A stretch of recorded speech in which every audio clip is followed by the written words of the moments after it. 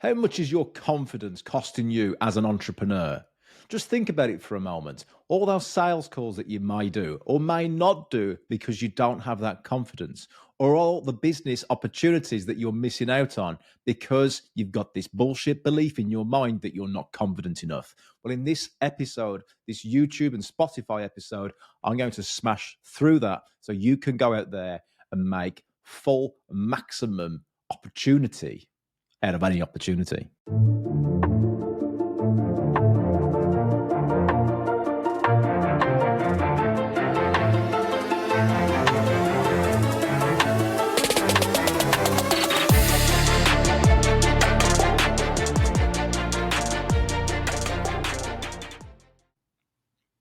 So yes, this is the A Players podcast, and I am your host, coach to very high income earners, Lewis Haydon.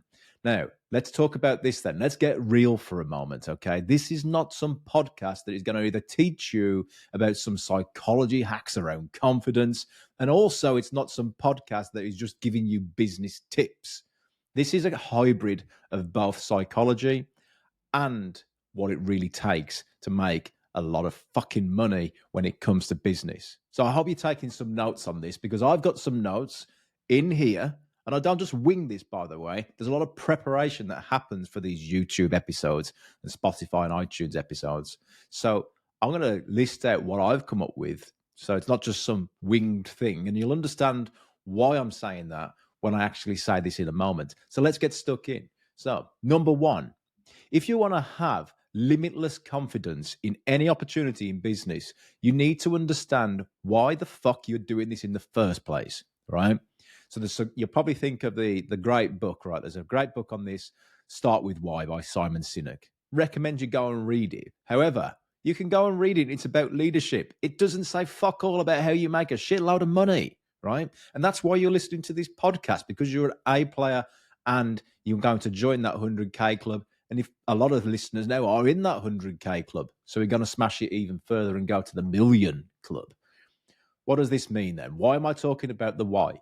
Well, look, when time gets hard and things get tough, doesn't matter what you do. It could be that you're in a sales situation. You could be in the biggest deal of your life.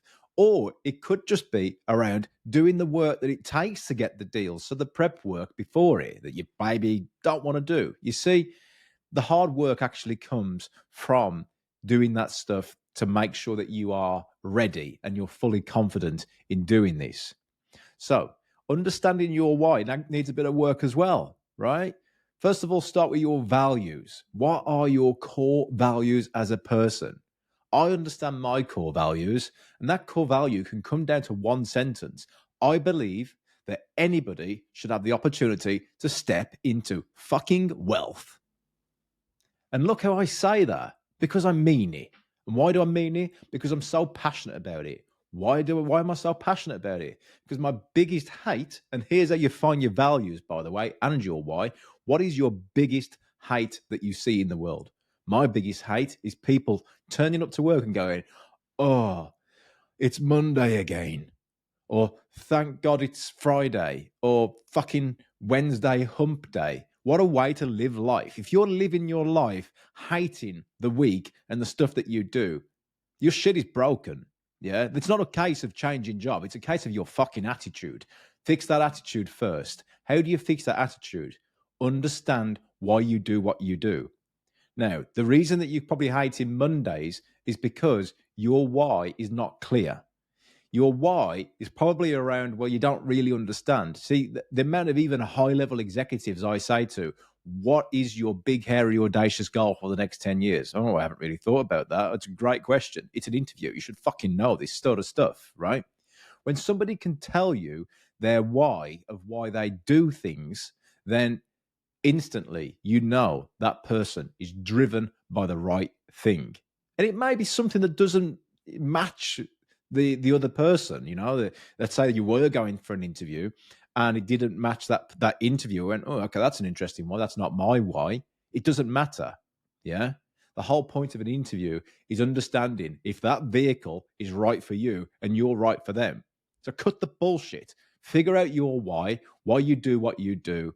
And like I say, my why is I believe that people should step into wealth, because if they don't step into wealth, what happens? They live in a society where everything costs money, and they end up saving and listening to fucking Martin Lewis on ITV, which is a great guy, by the way. No disrespect to him, but he's talking about how you save, right? He's talking about how you save. I understand why he's doing that, because it resonates with the audience. But ultimately, you need to be thinking about how you make more money so you can invest that and save. And that's why Coach Lewis Haydon is here to help you be a very high income earner. Right, let's go on to step 2. So, how do you build limitless confidence as an entrepreneur? Set yourself goals that are in reach but will challenge you.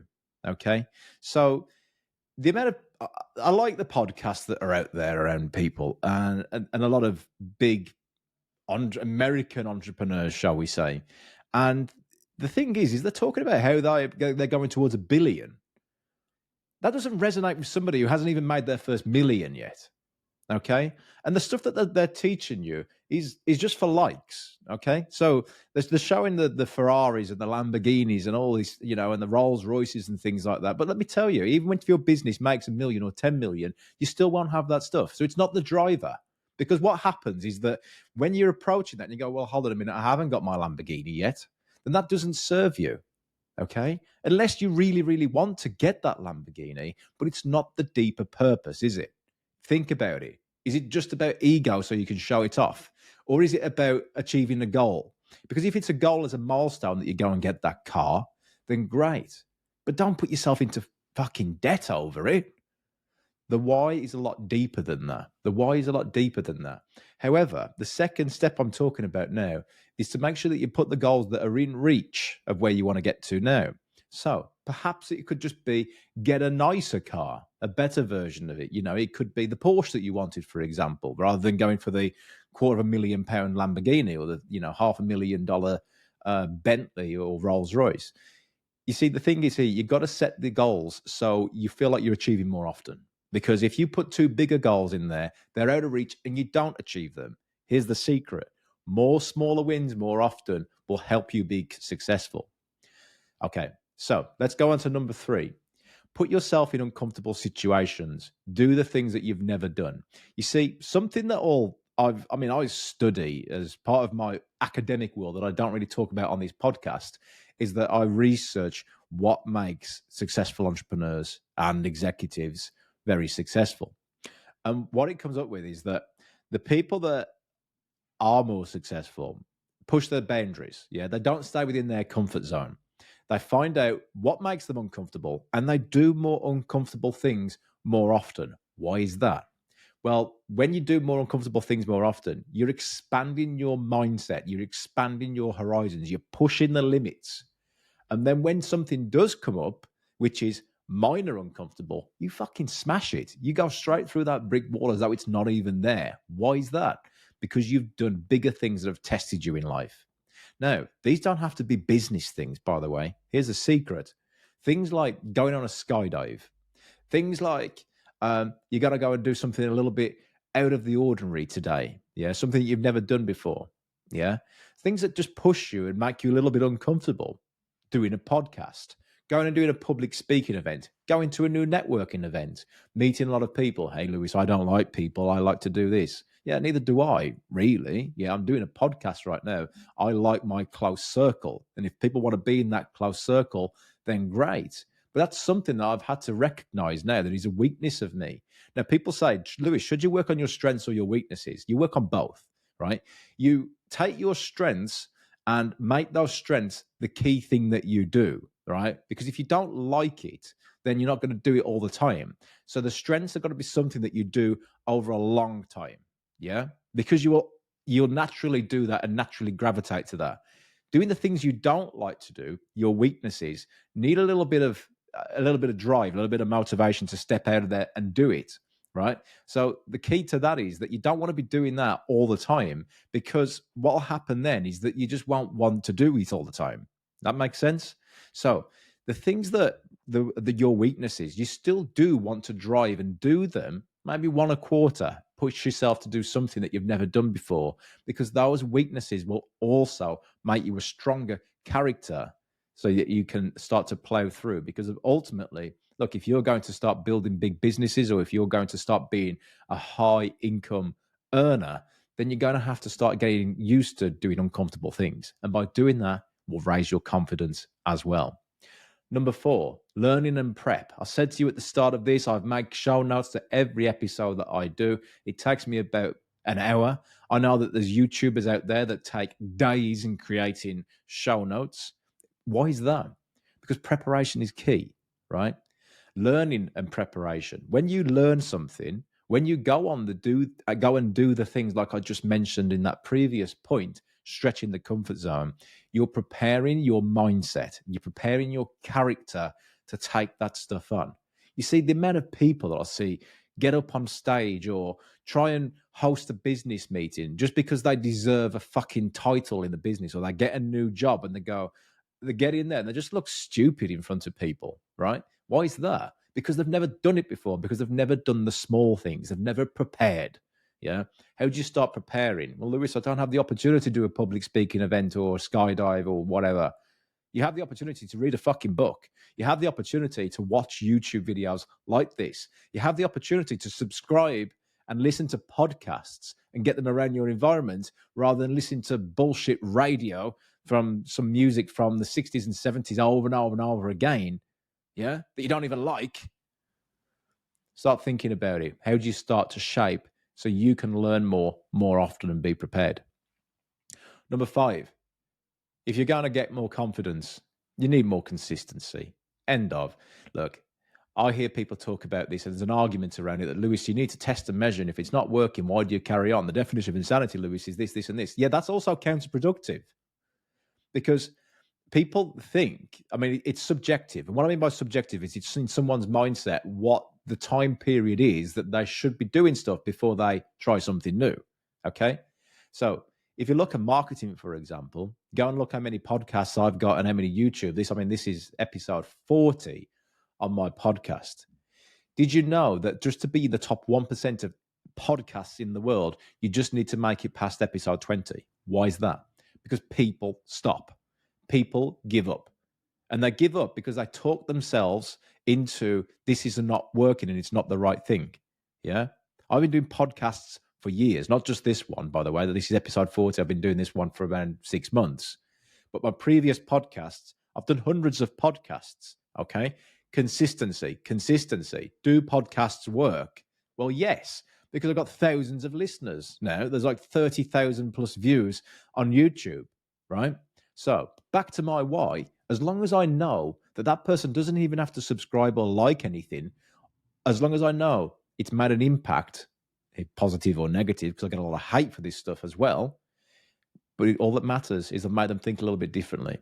Yeah. And regardless of how they took it, they've took some different sort of perspective on what they should do. I mean, if they don't resonate with the A Players and 100K Club, they'll go and find another YouTube influencer that does, right? Great. I've done my job. Yeah. I wasn't right for them. I'm not the right vehicle, or I might be the right vehicle. Okay. See, the point here is that what am I saying here to get you guys thinking about how you get limitless confidence? If somebody is not great at something, what sort of evidence are you looking for? Yeah. What sort of evidence are you looking for? The reasons why it doesn't work, or the reasons that it does work? And that comes down to your attitude. But the only way you're going to figure that out is by being consistent and fucking showing up. Show up more often. And if you mean what you mean in your why, go and prove it. Number 6, find an environment or tribe or club that supports your development. Now, in my research that I do as a scientist, as well as being a CEO and entrepreneur investor, there's a lot of evidence that supports that the people that are more successful are because of who they hang around more often. You see, if you hang around Uncle Bob, who's telling you that businesses are crooks, or it's just about how they make more money, or they're not doing it for the right reasons, or people in business. He used to know someone, his friend Jim died at the age of 50 because he had a heart attack because of how stressful his job was. Look, there's plenty of evidence as well of people working till 80 plus, 85, 90. Look at Warren Buffett, of people that are very successful and living very, very happy lives. So who do you need to be around? Do you need to be around people that are doubting your goals or people that are supporting your goals? Have a think about that. And the next step as well is, look, some of these tribes as well, these clubs, do cost an investment. So step number 7 is that what are you doing to get around these people more often? Because more successful people actually start to invest their time and money to do this sort of stuff. If you don't have the money, you can invest in your time, just like YouTube, right? How does YouTube make money? By you watching it. Okay. So they're taking time and switching it into money. How do they get more watch time? They pay people to do it. So the people that have longer watch time get paid for it. Okay. I don't do that. I mean, if you look at my subscribers on the time of this, I'm new to the YouTube world, really. It's only around about 125 subscribers so far. Doesn't matter though. You could have 10 subscribers or you can have 10,000 subscribers. The point is you stay consistent and you keep going. I invest my time into this sort of stuff. What sort of time do you invest in? You're watching this right now. We are 15 minutes in. You're investing time in me. And I appreciate you for that. Yeah. So the next step is when you start to run out of time, what do you invest in next? So all my editing that gets done is by somebody that I pay. I have an editing team that I pay for it, that's going to be watching this through and doing it, that will spend, a couple of hours on doing these videos. Why is that? Because my time is extremely valuable helping people like you make more money, right? Not pissing about with some editing software to get it right. Okay. But that is also extremely important. Otherwise, it would never show up and you'd never be watching this in the first place. So just think about it. The reason I'm saying this is because I'm very real about what it actually takes. Okay. I've been doing this for a long time. And look, 125 subscribers. If you look at the very first videos I did on YouTube of me, I was actually in Australia about 10 years ago. I'm doing my best. I'm trying, right? So the reason I'm saying this is I'm giving you the real life journey of what it takes. This is what it really takes. Go and find, somebody who's way ahead of me. Look at Mr. Beast's channel, for example. Go down to his video 1. Yeah, go down to Alex Hormozzi's first ever podcast, right? He started from somewhere. And the one thing is they learn from everything and they never fucking give up. Consistency. And as they start to scale, guess what? Just for one thumbnail now, Mr. Beast spends $30,000, right? He doesn't spend $30,000 for no reason. He's investing his money. So if there's one thing that's really going to allow you to be a limitless, confident entrepreneur, it's starting to think differently about how you invest your time, learn differently, who the people you hang around, where you start to spend your money, where do you need to start to really think about how do you start to put yourself in situations that challenge you more often? Okay. And I'm not just saying this because, this is something I've researched and found on ChatGPT. Highly against that. What this is real talk of what I'm actually doing, right? This is the real journey of what actually happens. The previous episode told you about how I made a $10 million plus business from doing this sort of real stuff as well. So what are the biggest takeaways that you can lock in today? Is there anything today that resonates with you that could also resonate with somebody else? And if so, copy the link and share this, slide this into their DMs so that you can help somebody else become a confident entrepreneur as well. Be great.